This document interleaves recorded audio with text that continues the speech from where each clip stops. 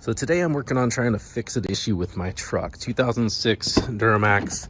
I've got an issue where as I'm driving down the road, the dome lights come on and I get a message on the DIC that says passenger door ajar. And so it's not only annoying, but also when you're driving to work at 5:30 in the morning and it's pitch black out and all of a sudden your whole cab lights up unexpectedly because you hit a bump, it can be a little jarring if your coffee hasn't hit. So what I've done for troubleshooting is first I thought it might have been my aftermarket alarm. So I took that out of the equation and that didn't solve the problem. It still was doing it. And not only was it having that instance, but if I locked the car alarm would just randomly start going off because it was sensing that the door was being opened while it was locked. And so it could have been a BCM issue, but I believe that the cause was really the door latch mechanism. So this is the driver's side, the one that's not having the problem, but you've got your door latch mechanism right here, and inside there is a bunch of wiring that talks to the BCM.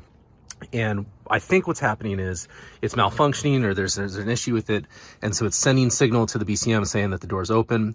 To kind of isolate this, what I did is I took that door apart and disconnected the door latch mechanism. And so far all my problems have gone away. So to me, that tells me that that's the culprit. So I ordered a new part, took a few days to get here. It just showed up today. And so I'll show you how to swap it out.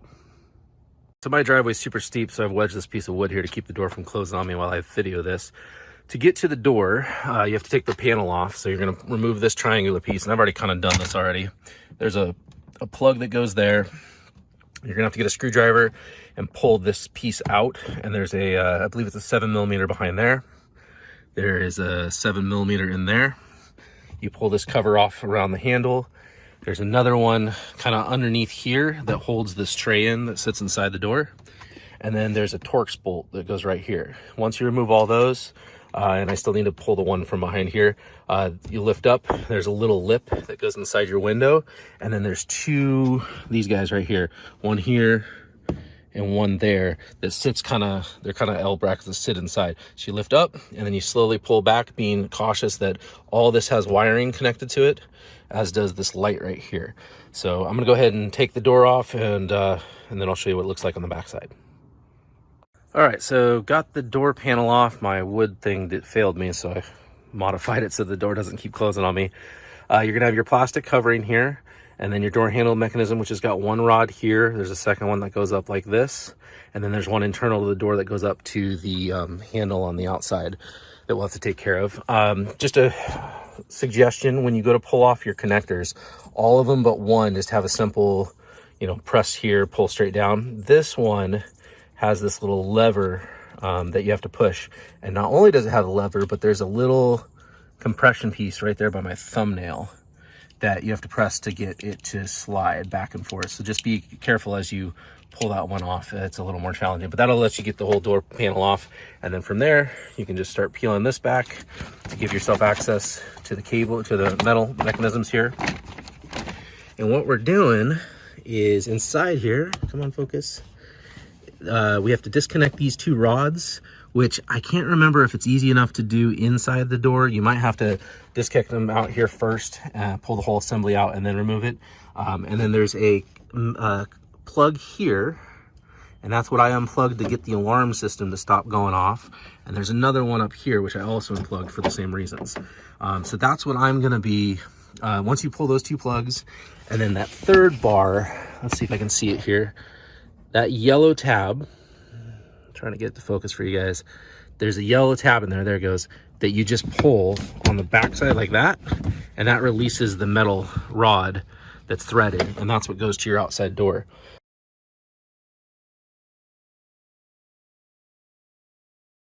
So here's the part in question. This white component is, if you have a rig like mine that has the anti-theft, auto remote locks, there's like 2 or 3 other quote-unquote advanced functions that you have to pay the extra money for the unit that has this included with it. So the latch mechanism is there. These are your various connectors. So these orange pieces is where those wires go, and then this one is what connects to the door handle for the outside. And so basically it's just 3 bolts, plug and play to get it back in, and then At the top here is the little gear inside there, and that's what I believe has broken on mine. It doesn't rebound like it should, and there's a sensor in there that connects there that is sending the signal to the BCM to tell it if the door's been opened or not. And so I believe that's what's failed on mine based on my testing and kind of troubleshooting and research that I've done. And hopefully by putting this new unit in, it'll solve the problem. So it was about 200 bucks, so not cheap, but you know, 16-year-old rig, I'll take that versus an $80,000 new truck in payments.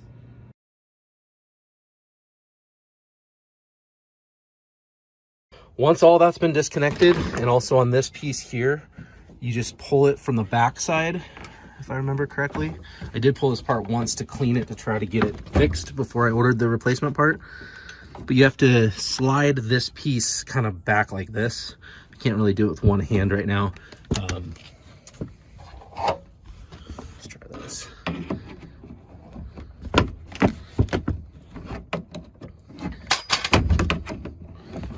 Really should have done this in the garage today. It's just starting to rain now.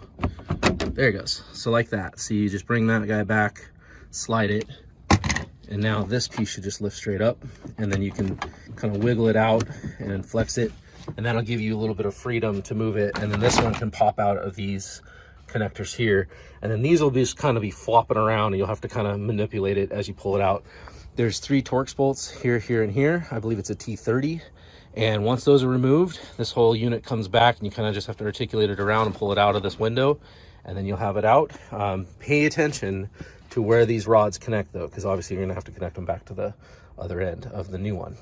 So hopefully, pull the old unit out, reconnect the new unit, put it all back in reverse order, and that should hopefully solve the problem.